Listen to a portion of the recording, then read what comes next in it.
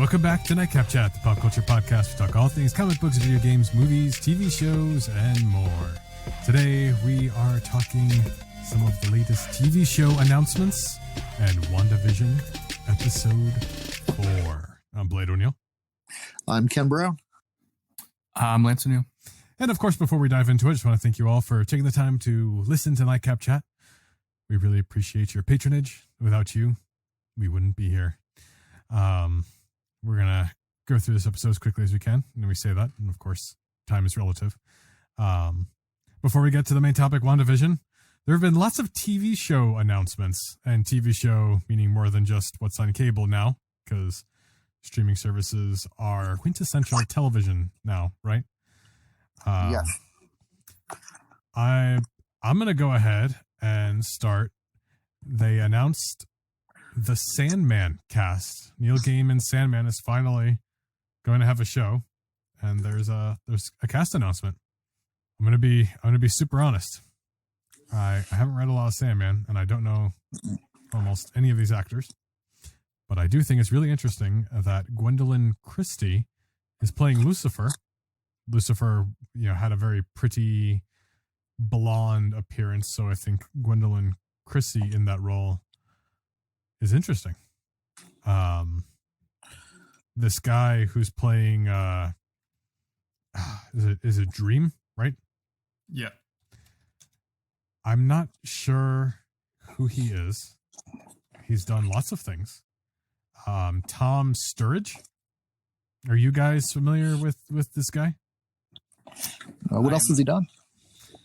Tom Sturridge is let's pull up his IMDb, shall we? Here we go. He has been, oh my gosh, I cannot type today. He is best known for, I don't know any of these things. On the Road, Far From the Madding Crowd, Pirate Radio. I'm not familiar with any of that. Yeah, I can say I've never heard of any of it. Apparently there's other Game of Thrones actors in here, but I've never watched Game of Thrones, so that doesn't really do me any good.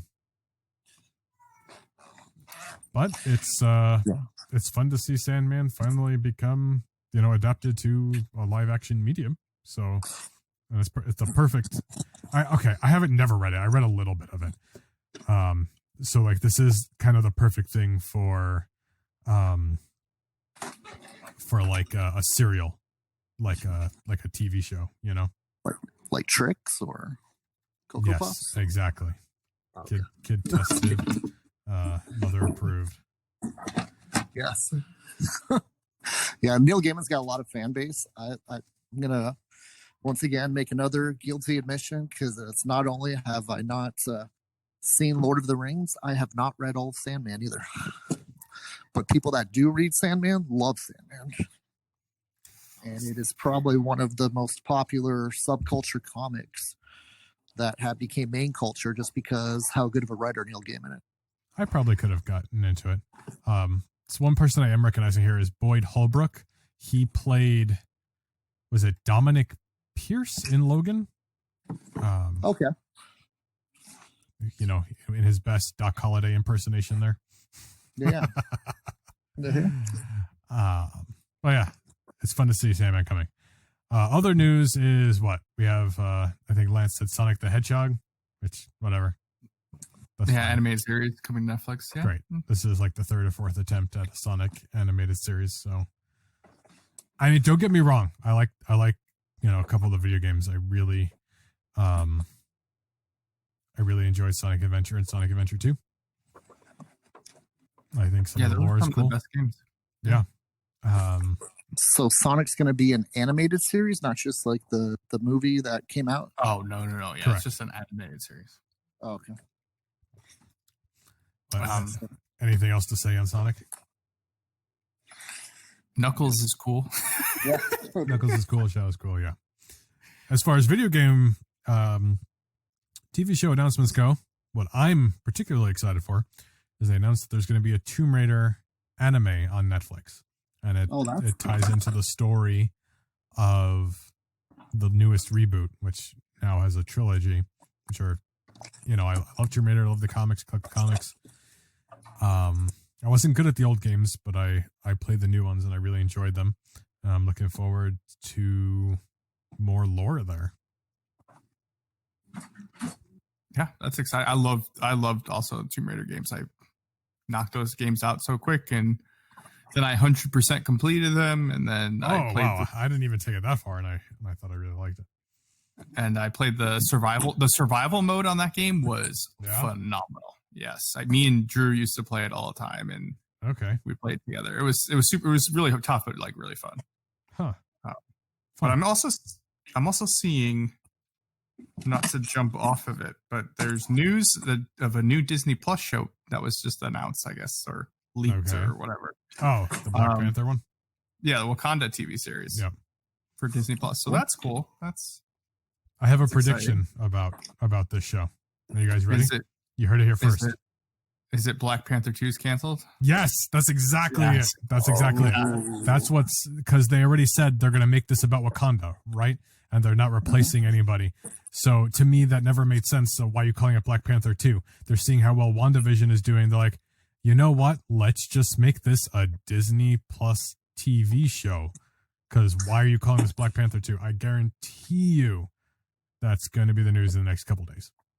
Wow, that makes a lot of sense. Sunset 2 is just to feel out what direction they're going to go with the story to get ready and see if there's enough interest in the Black Panther number 2. Mm-hmm. There will be, no matter what they do. But since they were changing the direction of not having it be a T'Challa story and not having someone else take over the mantle, why would you Well, now you can establish that through the TV series. Exactly. Oh, I see what you're saying. Yeah. I think that's why they're doing the TV series, though. Yeah, I think it's a smart marketing idea to do that. Yeah. I think it draws people into Disney Plus more, which is part of the thought process. Mm-hmm. And it could help their numbers, and it could also, like you said, it probably they're not doing something without T'Challa in a movie probably throws a big wrench in what they wanted to do for the MCU. So it probably just made more sense to just have it as a TV show and kind of make it because you can make it more of its own thing on the TV show side than you can in the movie side. The movie side, it kind of almost has to completely link up like 100% with everything. And have whereas a more with the TV show, it could story. Right. Within a TV 2-hour show. time frame. Right. With the TV show, it could just be, basically its own thing, but then, bridge a little bit into other stuff. It could be Wakanda and Seinfeld, and it would still work as a TV show. It's the Wakandan show about nothing, there's a lot more flexibility. I would love for them to, like you said, like a Seinfeld thing. I would love a Seinfeld Avengers show. Like, that would be awesome. Yes. Did you guys see Saturday Night Live this weekend at all? Oh, no. No. Don't watch that. Okay. There was a segment where they were doing like stars from the show singing their theme songs, and one of them was Frasier singing his own theme song. It's pretty hilarious. It was Kelsey Grammer? No, I wish it was. It was just one of the actors acting like Kelsey Grammer. Oh, I see. Oh, I saw a meme today on the internet, and it was John Krasinski singing the Office theme song, and he was saying like Scranton. Is that what that was from? Yes, it's from the Saturday Night Live skit from this weekend. Oh, because he was hosting. He was the hosting. Yeah. So he was the Yeah. only one that actually was the real actor from their show. That's funny. I love It was that. pretty hilarious. Yeah, it was a good episode. I can't wait for him to join the MCU there. Yes. Who's he going to be in the MCU? Oh, fans want him to be Mr. Fantastic, him and his wife. Oh, that'd be cool. Yeah, he'd be an awesome Mr. Fantastic. I think so too. We'll see. Were we going to say, Lance? I was going to say anything. Oh, okay. Last TV show announcement. They announced it a while ago. We haven't touched on it. They announced a Harry Potter show for HBO Max or whatever HBO platform. I don't really know much about Harry Potter. I watched the movies once, except for the third one. So that's good for HBO. I do. I love the impact when they hear announcements like that Yeah. because I always follow these more or less insider recommendation websites Okay. to see what customers are going to come in asking for next. Oh gosh. Okay. And it's really cool to try to, you know what I mean? Let them, Yeah. that way we know what they're asking about so we can help try to provide them the best customer service we can. Okay. But on one of the sites, or actually a couple of the sites lists, they Mhm. had a comic book from CrossGen called Mystic, which was a series that was out back in the year 2000. Okay. And issue number 15, she was in a pub of magicians from all around all different universes. And in one of the images, you can see little kid with Harry Potter haircut and glasses, and so people are now calling that the first appearance of Harry Potter. Are in you comics. kidding me? Yes, which jumped it from being a dollar bin book up to about a $40 to $60 book this week. No. Wait a second. Yes. Whose book is this? Like this is an Image comic or something? It's CrossGen. It's a company that was no longer defunct. Marvel bought them out back about 15 years ago. And they did series like Sigil, Mystic, Sojourn. Okay, but Ruth. it's not. They don't have the rights to Harry Potter. It was just a little joke cameo Yes. thing, right? Oh man, everybody was. Goldorf was in it. I mean, everybody was in the background. It's like a pub of Doctor Strange was loosely placed in there as like that. Obviously, they had to do a little bit of artistic change, so they didn't get. Yeah, but it's a joke. Like they don't have the rights to any of these characters, so right? Not like, at all. Right? I'm just like triple checking here. That's like not a real first. In my opinion, that's not like really a first appearance. Then just because they don't have the rights, so it can't. It's a reference. Be that character. Yeah, it's a reference. Like they can't definitively say that. Like it's a joke. You know what it is. You know. Mm-hmm. No. Yeah. Come on. So I see. It's kind of interesting to see that. People are reaching that deep into. I hate saying the proverbial magic hat to try to find what a first appearance will be inside of the world of comics when no characters ever appeared in the comics. And ironically, I don't know how Harry Potter's never had a comic book in all of the years of existence. I was just going to ask that. Well, I mean, it's a book itself. I mean, yes. There's the first edition Harry Potter books that I'm sure like go for a lot of money. So why would you need to have I mean, to book? Ken's point, how at this point of all, like we have graphic novelizations of novels, if that's the term. Yes.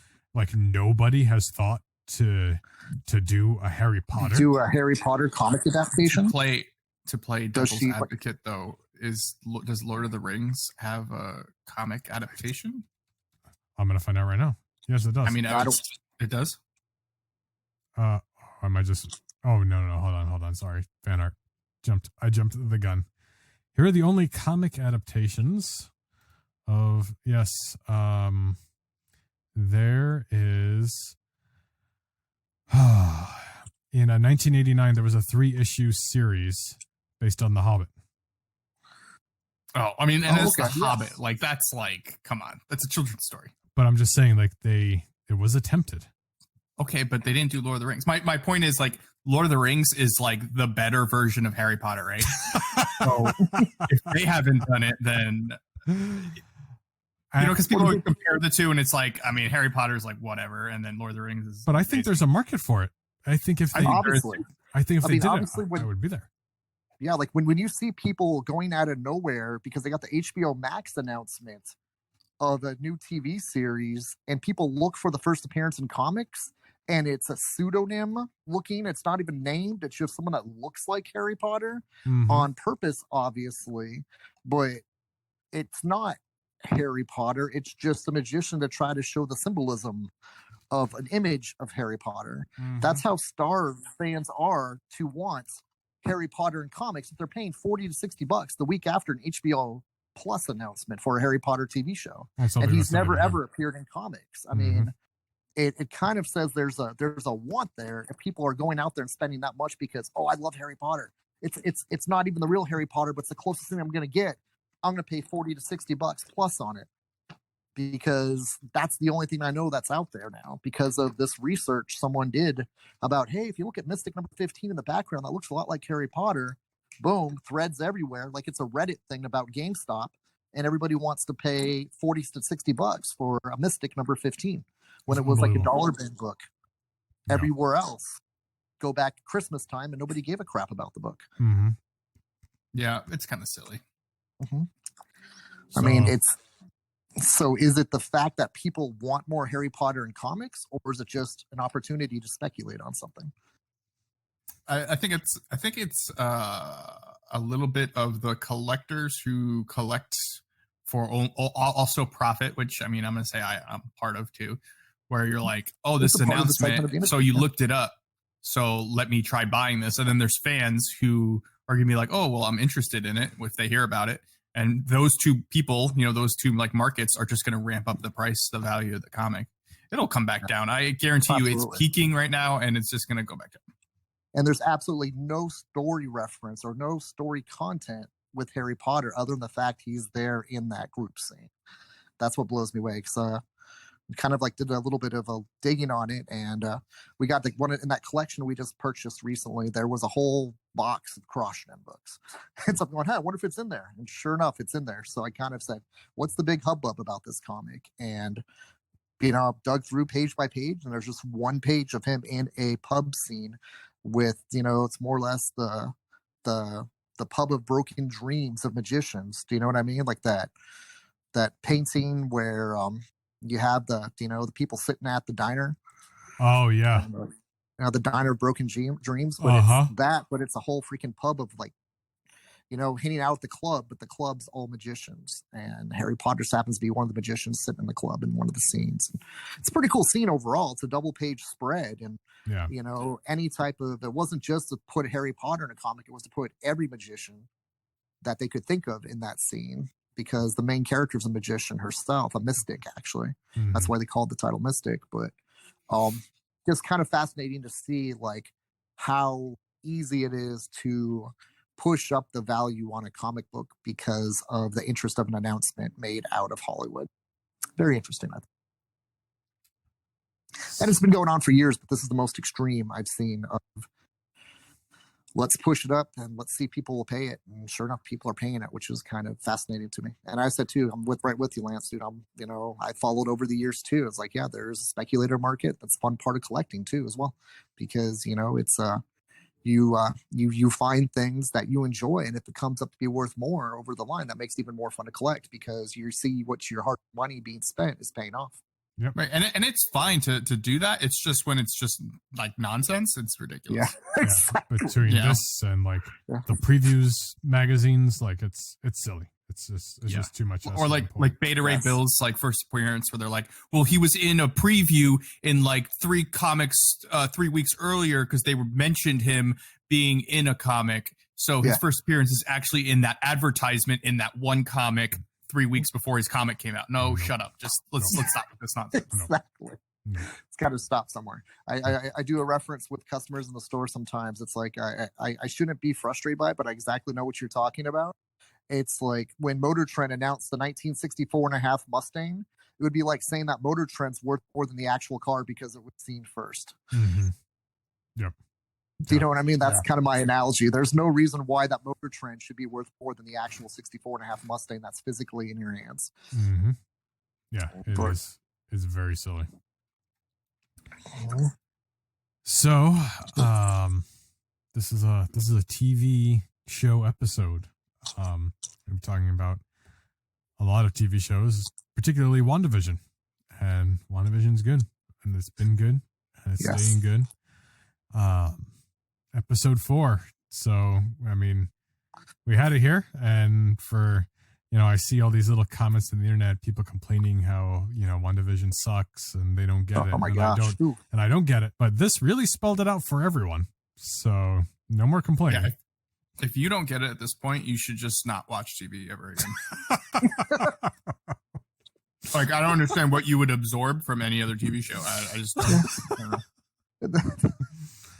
The curtain was totally pulled back, and so too, I think it was, they were thinking the same time too during production. It was like, by this time we've either got the audience hook, line, and sinker, or we lost them all. So we have to reveal some things because some people don't quite understand the concept of it not being able to be understood until everything's completely revealed.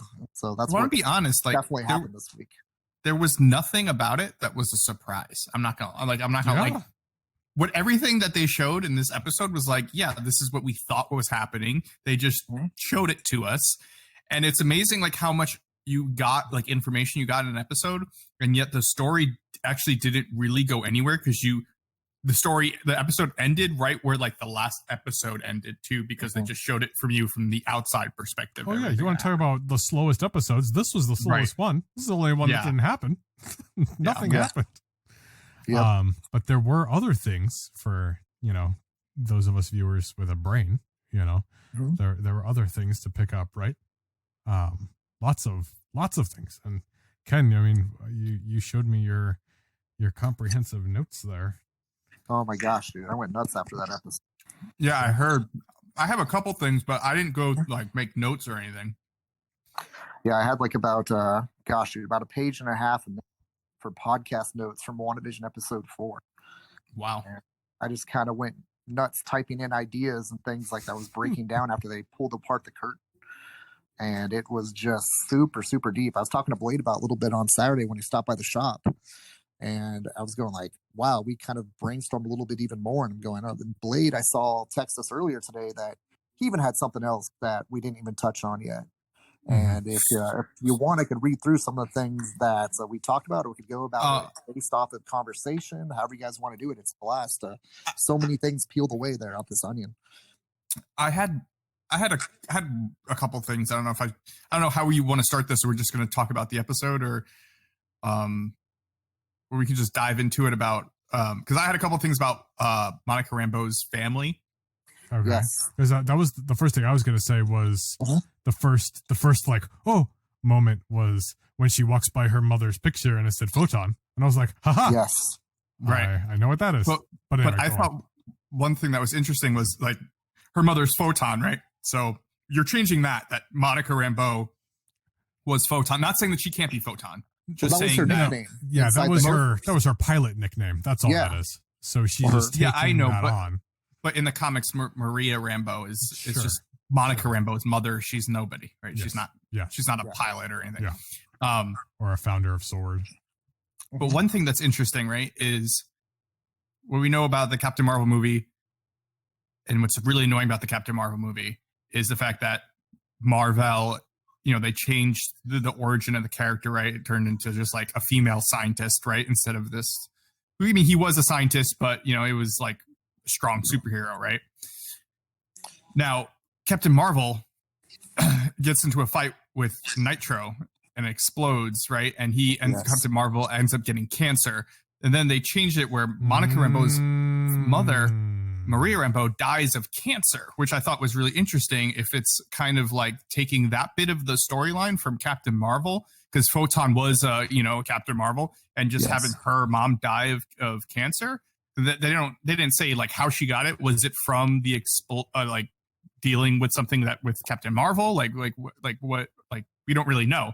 But I just thought that was kind of interesting that they threw that in there, that she died specifically of cancer. It wasn't, anything else. That is really cool. I didn't think about that. But that's I didn't catch that either. Because I was excited because I was kind of more or less, not even thinking that deep on what's going on there. But the person that took her place, name's Tyler Hayward. Okay. The guy that she met with when she first got back. Yeah. After watching that, I got the impression that after the Captain Marvel movie, we saw Nick Fury more or less team up with the Skrulls. And I think that the person that's now in charge of S.W.O.R.D. may actually be a Skrull. And he's a good Skrull working with Nick Fury down on Earth. Wow. I can see that. And just something, because it was just kind of, I don't know why that kind of came into my head, but just by watching his mannerisms, he just reminded me of not quite purely human. And I don't know why that was, but it's just, that was my first intuition after seeing that. It's like, hey, that would make perfect sense, because if she started S.W.O.R.D., by working with Captain Marvel, and Captain Marvel obviously worked really closely with Nick Fury. Nick Fury was working really closely with the Skrulls. Nick Fury may have appointed this person to be with permission of Monica's mom, to be the new leader of S.W.O.R.D., and then have that human alien connection, since Nick Fury's up in space with them. He's one of the people down on Earth to help more or less maintain the sword from the Earth Division. Yeah. And how great of a team would it be if, just throwing this idea out there, if he was a Skrull, right? That means he's taking the form of somebody else. What if that guy that you see down there is actually the same guy? Because with the Skrulls, they take your memories and everything, like everything you've learned. The same guy who's working in the space station up in Sword. So you have literally the same dude working on the ground as you do in the air. So you know that everything's going to be the same. So it's like almost like, oh, I got this great plan. Like, I want you up here, but I also want you down there. Oh, well, I have people that literally can do that for me. I trust you a lot. So you just send them down there. That'd be a awesome. Great strategy. Absolutely. And plus the whole thing too, they already announced the Secret Invasion TV series. What better way to have it spin out of this WandaVision show with the whole thing of Sword being, the aspect of us getting introduced to Sword. Yeah, so maybe like this guy has bad intentions. So, and that's I think he's got good Secret Invasion stuff. I think he's the good guy. I think the bad guy may be the guy that is briefing inside the more or less the camp that's trying to get into the bubble. Oh, what's that guy's name again? Oh yeah, I don't know. I don't know if they said his name or the one that's come, because he's the only guy that knows everything about what's going on besides Darcy, I think her name is, right? The guy who started asking like the questions and then he left, right? Yeah, and then she has all the answers and he knew exactly what she was talking about. Nobody else had any clue what she was talking about. And how is it like that? If they're trying to figure out what's going on there with Wanda and there's only one guy that's got a clue about everything and he's not sharing that intel with the rest of his team there, I think that's kind of a problem. And I think he was trying to feel out how far he could take this without anybody figuring it out. And Darcy figures it out within 5 minutes after getting there. And that's kind of a concern to him. Or what if it's one of Mephisto's minions? Or Mephisto himself trying to get in? Yeah. I think he's the guy that works with AIM. That's why we keep on getting the AIM references. And AIM's infiltrated Sword through this guy. AIM? And then what? So we have AIM infiltrated Sword right after Hydra infiltrated S.H.I.E.L.D.? Like we're doing this again? That's what I was going to say about the Secret Invasion thing. If you have Skrulls infiltrating Sword after S.H.I.E.L.D. was infiltrated by Hydra, you're doing the same story over again, basically, just in a different way. I don't think that. I mean, they could still do it, but I don't think it should be bad guys. And their whole thing is not to try to take over S.H.I.E.L.D. Their whole thing is to try to make Wanda into a weaponization where they can copy her abilities into other members of AIM. But they need to more or less, they're trying to make, their big mission is trying to make Wanda a weapon for AIM so they can more or less do reality manipulation to do whatever they want. So instead of, and he's infiltrated Sword to try to more or less, okay, cool. You know what I mean? I don't know. Maybe he is a Skrull. Maybe you're right. Like maybe he replaced the real guy that was, the guy that was there to work for Sword. Yeah. And, but I think that's what the whole AIM connection, because you see all these different little things that people are referring to on the internet about hexagons and the yellow beekeeper outfits. And, like, what's the big deal? Is like Sword bad? Or they AIM? And like, I don't think they're AIM. I just think they've been more or less infiltrated to try to get the maximization of what Wanda Maximoff can do and how they can more or less channel that for their needs. Well, I mean, I could also see the Skrulls being interested because Skrulls shapeshift, right? Yes. So, you can change people, but you can't change your environment. And if they can control Wanda, they can do both, and then they can really do whatever they want, right? I just had a mind-blowing epiphany. Okay. What if they switch AIM to be the bad group of Skrulls? And they know about Sword. It's like that. They know Sword is there's Skrulls working within Sword. Well, AIM was already in the MCU. But is that after Captain Marvel? Yeah. Do you mean? Because like that, there's obviously, with the Secret Invasion, there's the good Skrulls, and then there's the Skrulls that are trying to infiltrate Earth to take it over. Is AIM now just more or less the organization of the Skrulls that are trying to hide in society? I have something crazy to throw at you on this kind of train of thought. If you're thinking about AIM and where this is going, what if this guy that you're accusing of being a Skrull, what if he's the guy who turns out to be MODOK? That's even true too. Even more than MODOK. Because Captain. Go ahead. I was just gonna say Captain America and Falcon and Winter Soldier is next. Mm-hmm. That would be an interesting reveal. Marvel's been pushing MODOK like in other mediums. Like, we've got a Hasbro Marvel Legends figure. We have that silly TV show. He was the bad guy in the video game they just did. And they thought about doing MODOK a few times in the MCU. So, like, we're due. I invested in the first appearance of MODOK years and years ago. Like, around before I think they even did Ultron, Yeah. I have a couple of those because I thought, they're going to do MODOK any day now. Like, surely, with between all these characters, Hulk, Captain America, like Iron Man, AIM, like we're going to get MODOK. I mean, we never got it. And I know he's weird, but he's kind of cool, like in a weird kind of way. He's very, very intelligent. That makes sense too. This guy is the master of all the intelligence that we've seen so far. That is at the level Darcy. Do you know what I mean? As the two is like that. He's obviously the most intelligent person in that whole station. Yeah. Down there trying to get into the bubble. So I would be on board with that. Thinking that MODOK is going to be coming out of this guy that is leading up the head of trying to break into the bubble for Sword. Yeah, and as they're go on. And I kind of think like also, dude, how do we know he's trying to break in, or is he trying to keep people out by bringing all this intelligence? Since he is MODOK is known for his intelligence. Yeah. That he's trying to make sure that no one can figure out what he's actually doing with Scarlet Witch and whoever he has in there placed with her to execute his plan of trying to harness the probability control and the magic that Scarlet Witch provides to his studies. Yeah. That's yeah, I don't know. And she would go along with it because all he's got to do is like, hey, you know what? I think I know a way for you to bring back the Vision.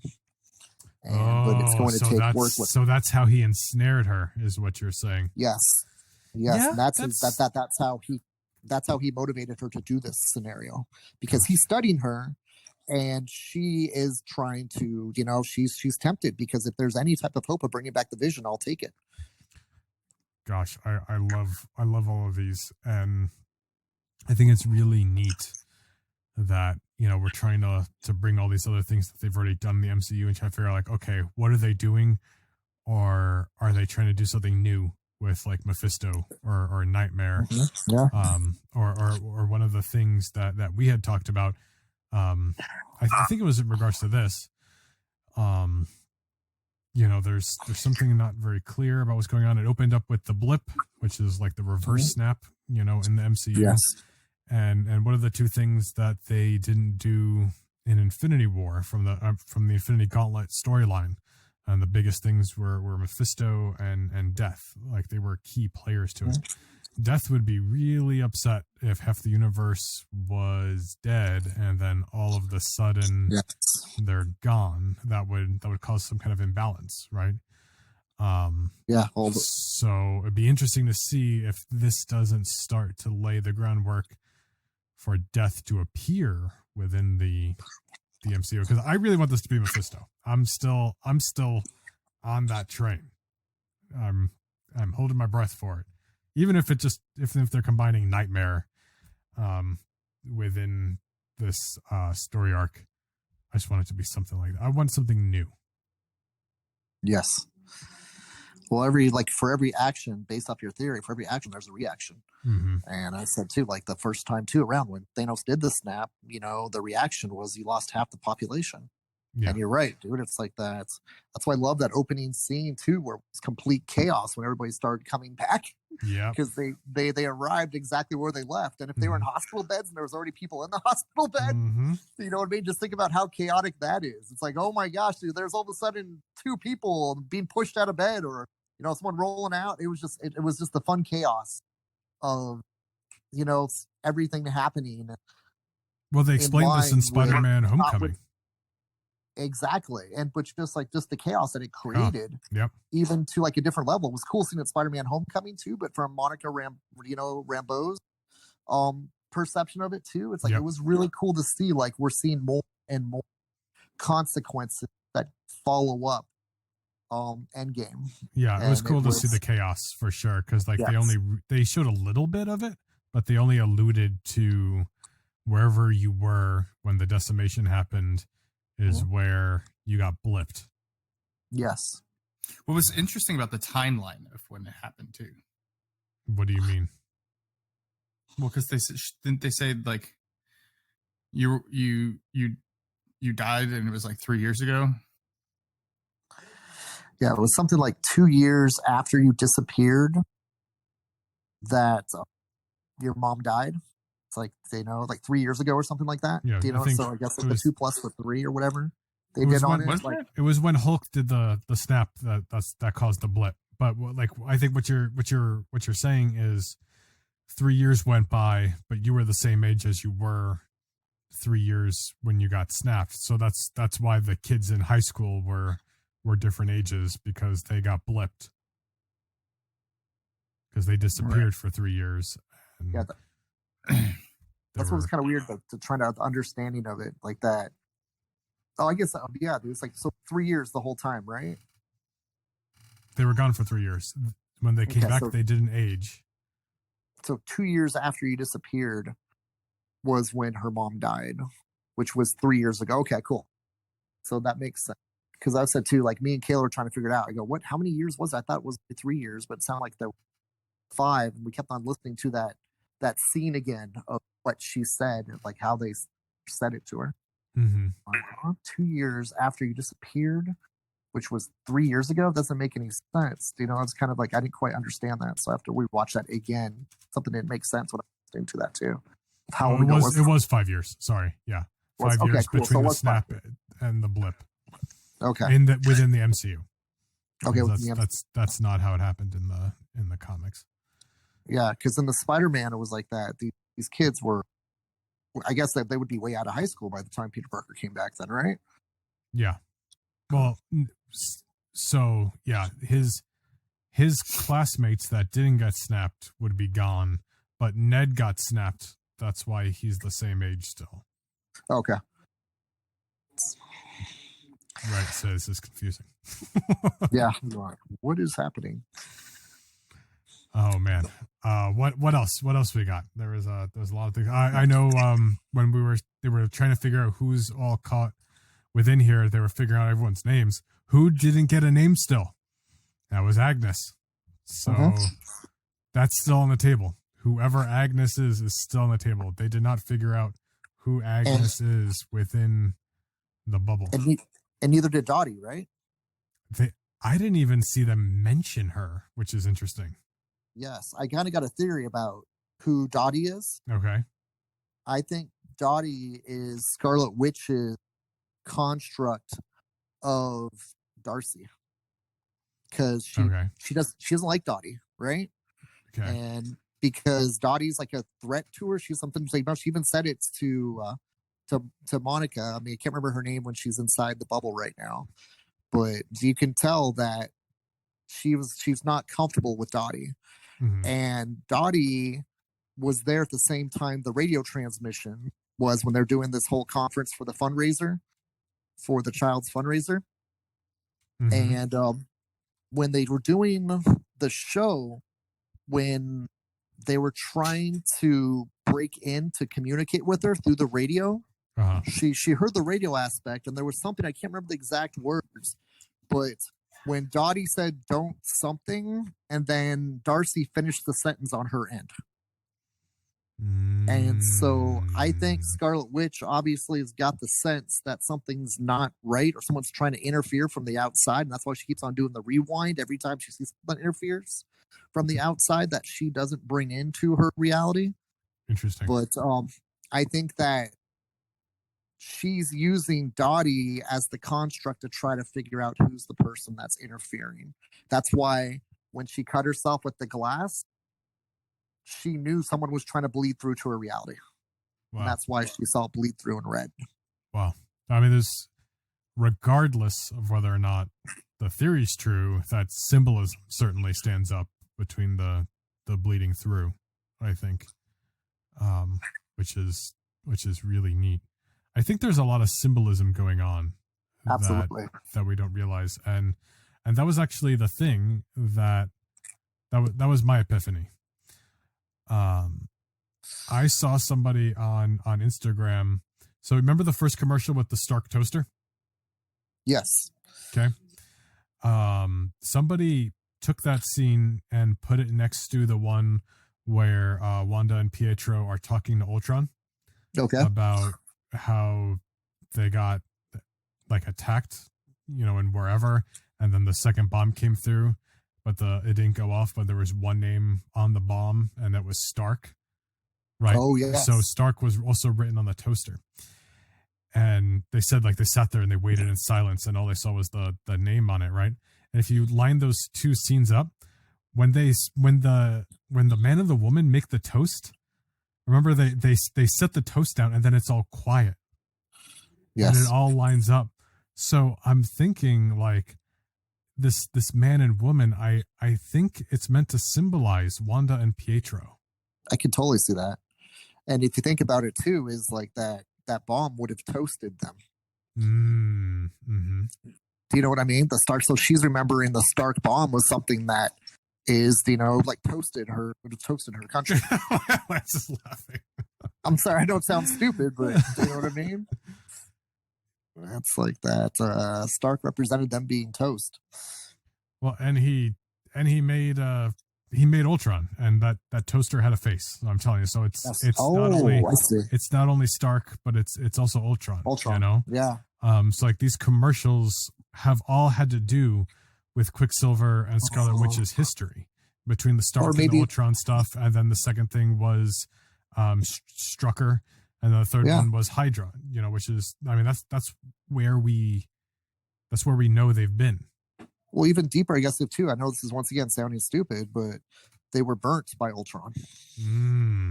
Yes, and they don't want to get burnt anymore. Yes. So they were also burnt by Von Strucker because they were being manipulated, to do what he wanted them to do, and that cost him. That whole setup leading from Von Strucker to Ultron led to the cost of her brother. Yep. So the. Oh my gosh, I'm losing it. Hold on. Wait. Hold on to it. Don't let it go. And I got one more thing too. While you're thinking, can I bring up one other little thing too that kind of epiphany to me?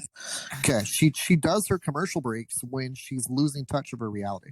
Yeah. Yes. And that's why they do the commercial breaks. It's like that. It's her. She's the producer of her whole show. We got revealed in this episode. Okay, here we go. And so that's why there's deleted scenes that how come they lost this is because she's treating it like she's the lead producer and everything that's happening. If she doesn't want, if she doesn't want it to be there, it disappears.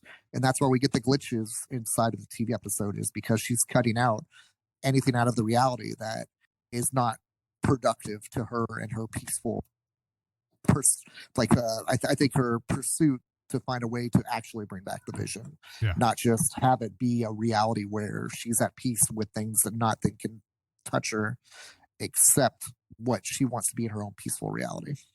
So there how to her doing that. You know how there's people there, right? Obviously, there's real people there, but they all look the way that Wanda almost wants them to look, or that makes sense with whatever reality she's created, right? Mm-hmm. So with that theory, when she gets all upset with Monica and just shoots her, through the house and out of the thing. Yes. That means that Vision, when she freaks out and sees him dead, that means she's probably making him do all those things dead, and she's just imagining him alive, but his body's walking around like that. Yeah, she actually resurrected his body and has him here like a puppet, almost like a Pinocchio. But he's dead. He's not. Yes. Yeah. But he's just like a Pinocchio. Yeah, he's just on strings basically, but he's just there with a huge hole in his head still. And that may be to people, do you know what I mean, that put Vision in there with her till she figures out how to actually bring him back to life. Let me say this, and I don't know what it means, but this goes along with what you guys are saying. I don't know where this is going though, so I'm just gonna say it. So it was a whatever. It was a glitch. She's puppeteering him. Whatever. He's really dead, right? Mm-hmm. If we look back, she is so powerful. She is actually changing these things within the bubble.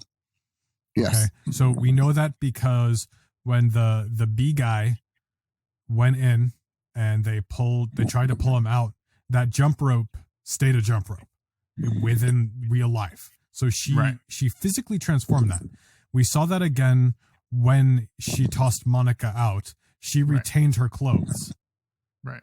Okay, so she's so powerful, she's transforming these things, right? So what is it with Vision? So Vision is dead, so she can transform objects, but she can't create life. But she did create life already. We don't know that. We don't know that. What are those babies? We don't know. They're demon babies. I just had a huge thought in my head too, just pop up out of this whole thing. Okay, remember in Age of Ultron, he sang the Pinocchio song, right? Yeah. Oh gosh.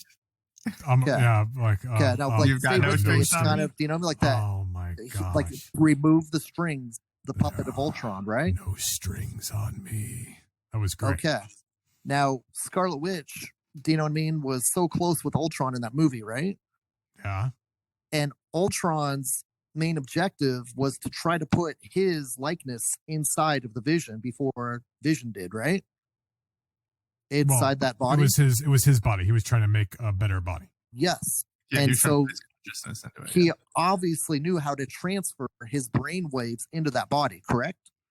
Yep. They were doing it. They were working on it. Well, so what if someone smothered how to do it? What if someone infiltrated the brain waves of Ultron and is trying to recreate Ultron with the help of Scarlet Witch? Whoa. The return of Ultron. Because that body was designed by Ultron for him. Yeah. And Scarlet Witch is the person, you know what I mean, that was there during the birth of Vision, but it was actually Thor that gave the life to Vision, and that person that was the life source inside of Vision was probably an Asgardian god that was transferred into the Vision's mind, and that's why he was able to pick up the hammer in Age of Ultron, correct? Well, I think it was just a jump start, like a Frankenstein thing. So Ultron, the physicality of the body. So Ultron's essence came from the gemstone, the reality stone, right? What was it that where the Ultron was woken up by Banner and Stark? What stone was that? He was the stone. Yeah. Yes. What stone? The Mind Stone. The Mind Stone. The Mind Stone. Okay. So the Ultron was born through the Mind Stone, and Vision was born through Thor's hammer, correct? And Jarvis. Jarvis. So, but there was a computer records from the Mind Stone through the computers, right? Because he surfed through the computers. Like when he was in Age of Ultron, he was able to surf through the whole World Wide Web. Yes. Okay. What if someone made a copy of his brainwaves while he was surfing the web? Well, he could have made a copy of himself and sent it who knows where. Absolutely. And someone's got that copy, and they're trying to resurrect Ultron through the Vision's body, which was his true intention in the first place. And it's going to bring back the Vision again, other than Ultron, possibly, but just I don't know, just a weird out of the box thought of like maybe this is just AIM trying to find a way to resurrect Ultron. I would like to see Ultron come back because I feel like he always everyone's comes back, so focused on just not here. Yeah.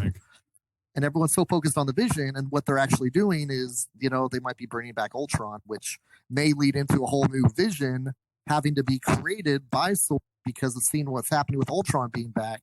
And they use Simon Williams, who supposedly has been casted here, right?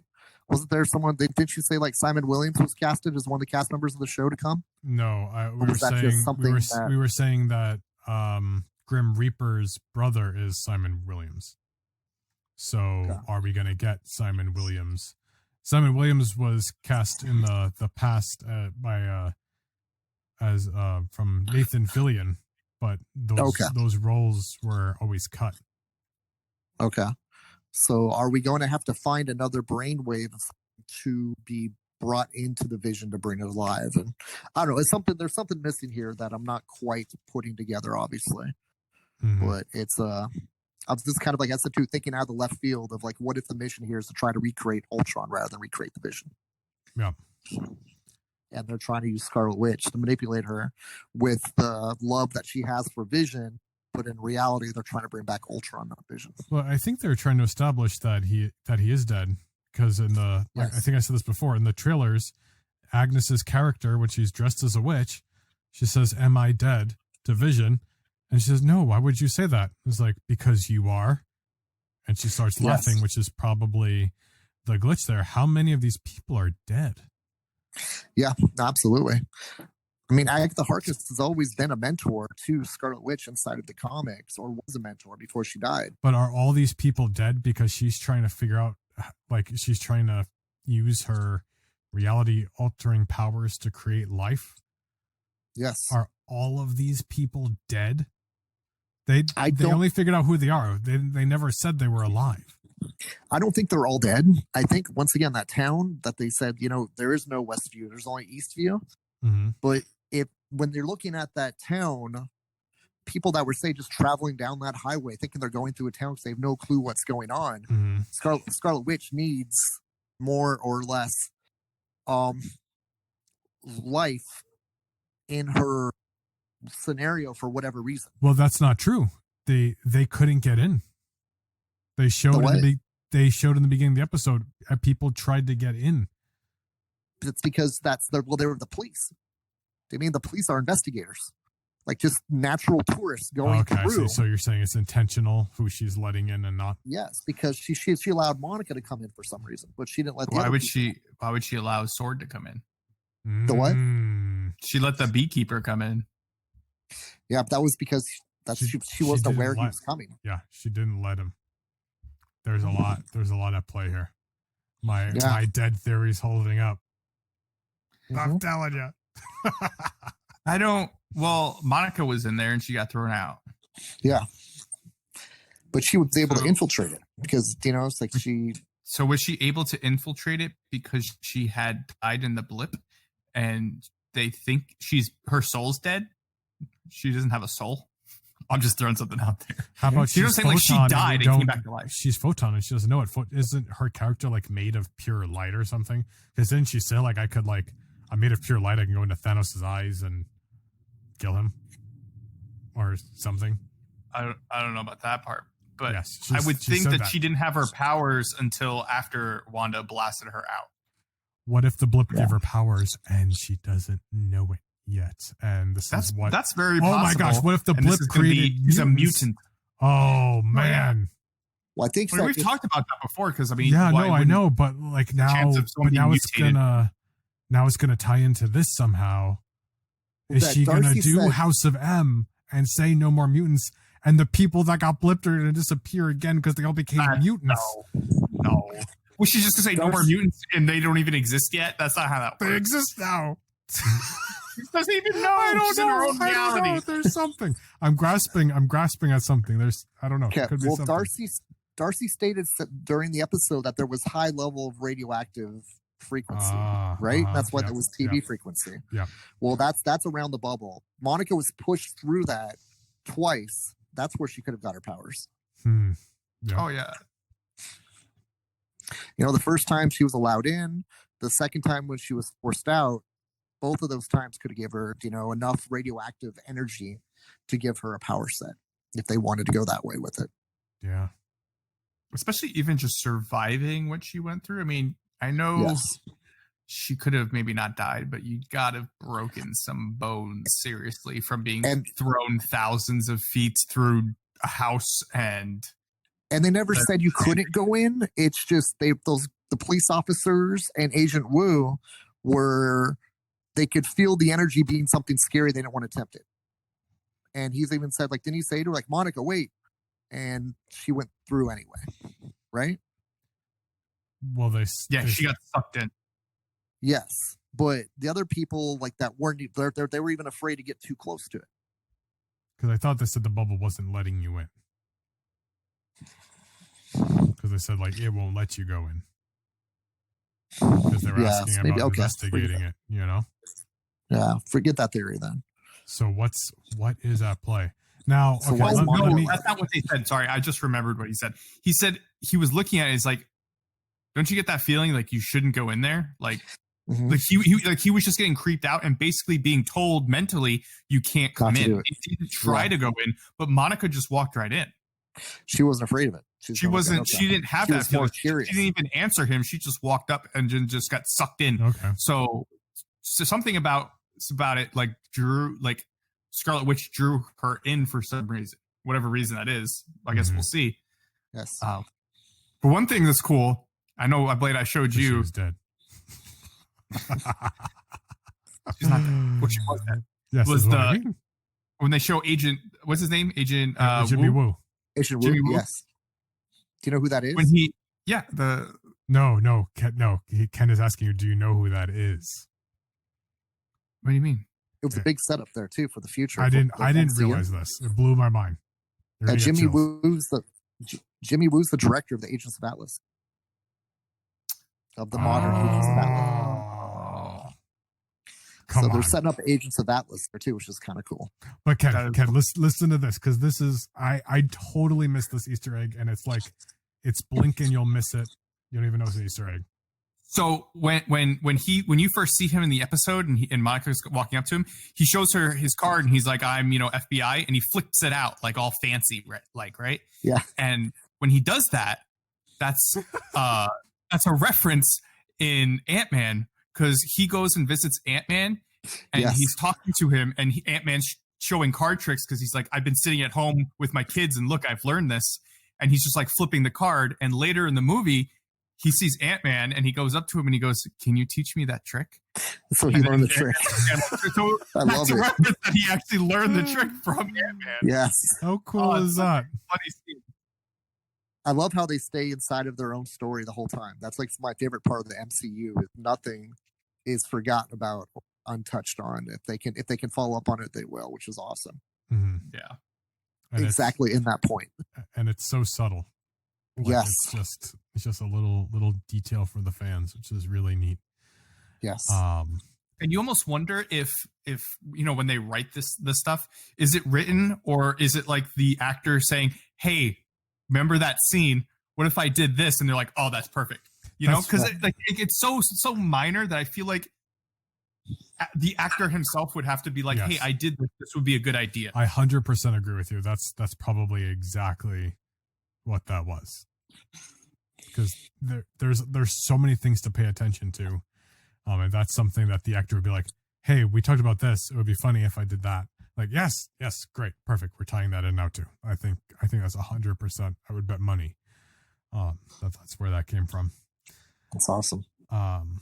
So one of the last things I want to mention, and I'll see if you guys have anything else, is do you think at the end when they actually show Monica being thrown through everything and she realizes like, oh my gosh, like Wanda is behind all this, is it as simple as that? Oh, do you think like that? Go ahead. I think so. Yes. I think I shouldn't say it's as simple, but I think there could be outside sources poking the bear. That's what I'm asking. Like, is it as simple as just Wanda's doing it, or is there somebody like I understand that she's doing it, but is somebody else still in play to be manipulating her? I think she did it herself. And someone has seen the opportunity to poke the bear. I don't think someone made her do it. I think this still was her own loss driving her kind of upset and crazy and creating this reality. I just think that maybe a Mephisto, Grim Reaper, or whoever sees this opportunity as a good thing to poke the bear. That's what I think. What do you think, Hen? I think there's someone that I said too that I kind of going back to whoever put her in that scenario introduced her to the idea. Do you know what I mean? Mm-hmm. And like whether she's doing it all on her own from here or not, or someone's in there with it, whether it be Agatha Harkness, whether it be like MODOK, or someone that's trying to accomplish something out of Scarlet Witch's ability, because pretty much the majority of her life she's been manipulated by someone to try to exponentially use her ability to accomplish something. Mm-hmm. Whether it be Von Strucker before in Age of Ultron, whether it be Ultron himself, and whether it even be working with the Avengers. I mean, they're not manipulating her, but she's using her ability to protect the world at that point. And so she is potentially easily influenced by whatever the mission is, as long as it benefits her satisfaction of knowing that she's doing something that is in the best interest of her and her family around her. Interesting. So I don't know who that may be quite yet, whether it's Agatha Harkness, whether it's Mephisto, whether it's Doc, but I do think there is something that, as you said too, is like Lance said, poke the bear to push her into this reality that she's in right now for herself. And it's as I said too, there's just so many little things in here that we haven't even touched on, that going through my notes again, I won't touch on it, see what happens next. But there's do you just have, so do you many have anything things. else that you do want to touch on before we wrap up? Man, dude, let me go. So, to go quick little first sentence of everything I had. If you guys want to ask me about, do you know what I mean? Gosh. Like the police car 1966. Okay, there you reference. There was a police car had the number 1966 on it. I was looking up on the internet what the different things they're talking about was. Yeah.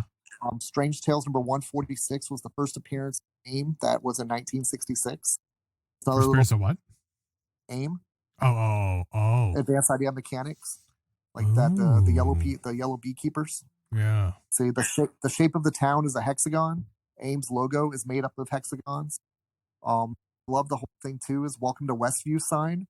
Home, it's where you make it. And Scarlet Witch made her own little reality there, which is kind of a nice little, play on words there to show like that. Hey, Scarlet Witch is in here, and this is her world, this is her town, because she made it. And a step further, like WandaVision, Westview, a view of your vision. Oh, dude. W, I love that. West, you said that Wanda, the other day, which I love. WandaVision. That's what that's a reference to. Absolutely. In my mind. Yeah, you're totally right on that. You told me that the other day. I go, dude, you're absolutely on top of that. I think that's exactly why they did that. Mm-hmm. You hear too.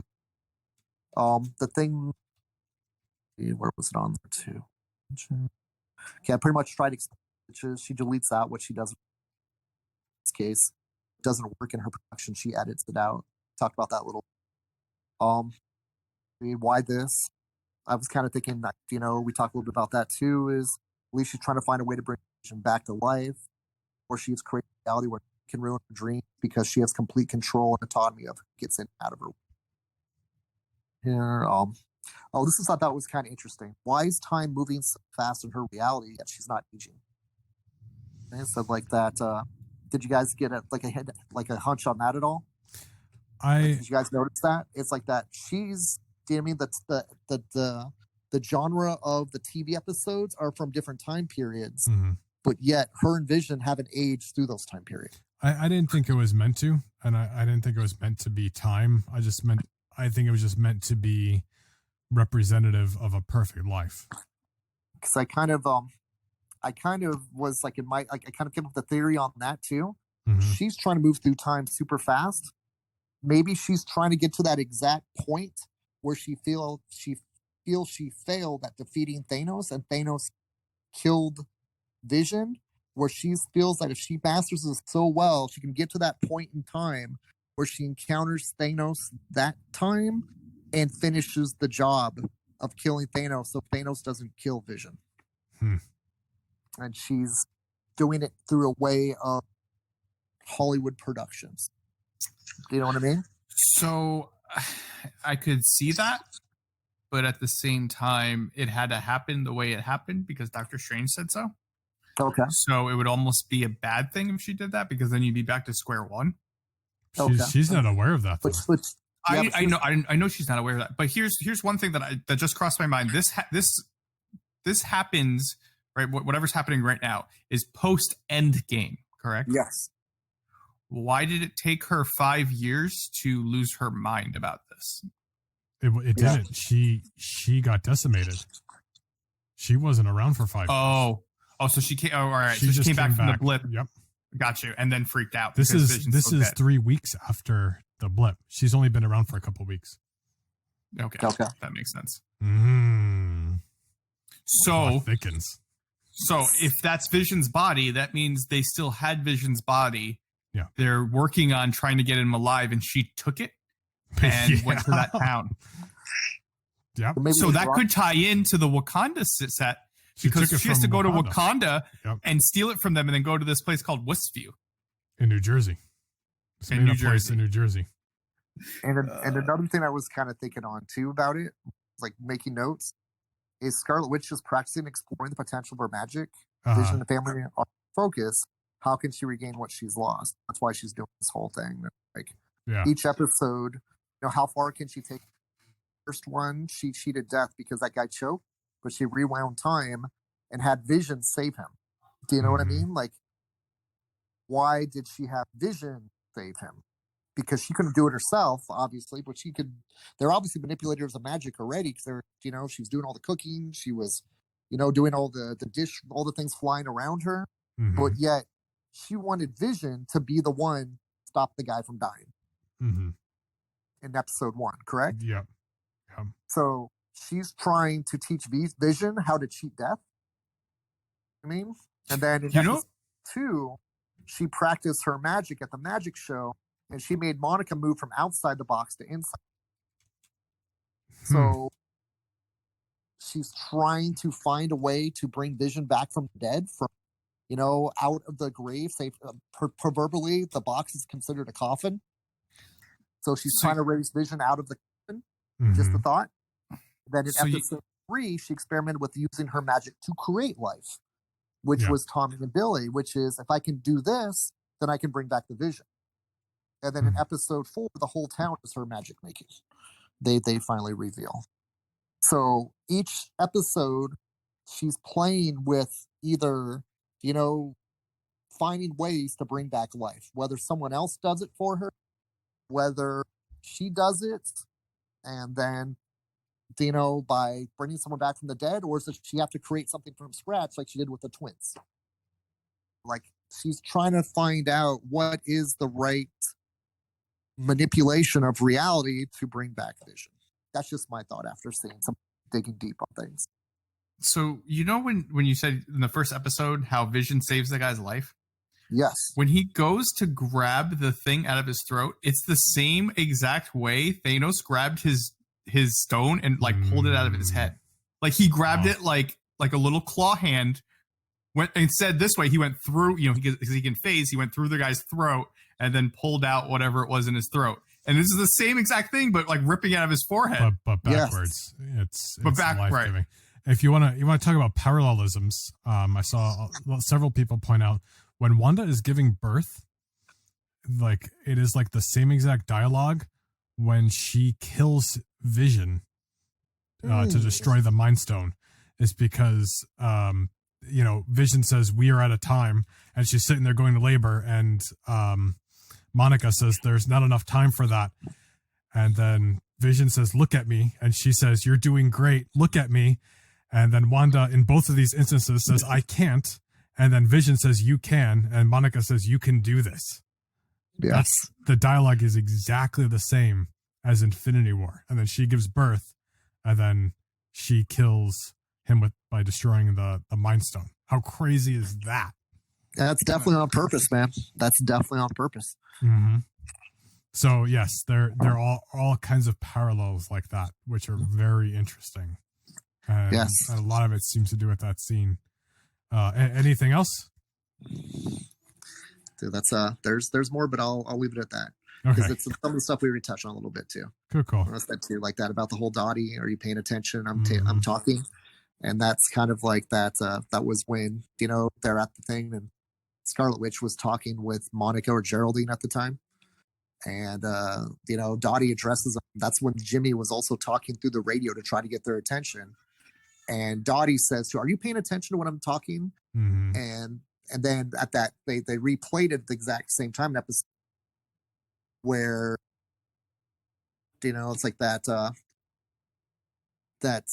Days Darcy was saying something almost exactly the same, like trying to get the attention of Wanda. Yeah. So subliminally, she's like Scarlet Witch knows in there trying to reach out to her, and that's, I said too, the whole thing of the bleeding through, why the whole cut of the hand and why was the blood red is because it's not something of her creating that's happening right there. Yeah. But that's it. Very crazy. Going through my complete last couple paragraphs on there. Yeah. Like that. One more thing too we didn't touch on. I apologize. Did you notice that when she was pushing Geraldine through reality, the babies were crying in the background before she started pushing Geraldine through?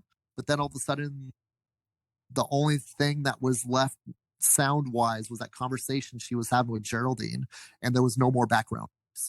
And obviously that's just proving once again too that nothing there is real except for whatever she wants to have that she brought in herself. So you're saying they don't even exist? Yeah, they don't exist without her focusing on it. It's like that she'll lose everything once she's brought out. Everything that's there, because we can't leave. Like this is the only place we can stay. Yeah, so I don't think the twins are gonna make it out of the story. No, I'm not sure that was on the table. Because a lot of people are thinking it's Speed and Wiccan, and I'm going, nah, I don't think they're gonna make it out of the story.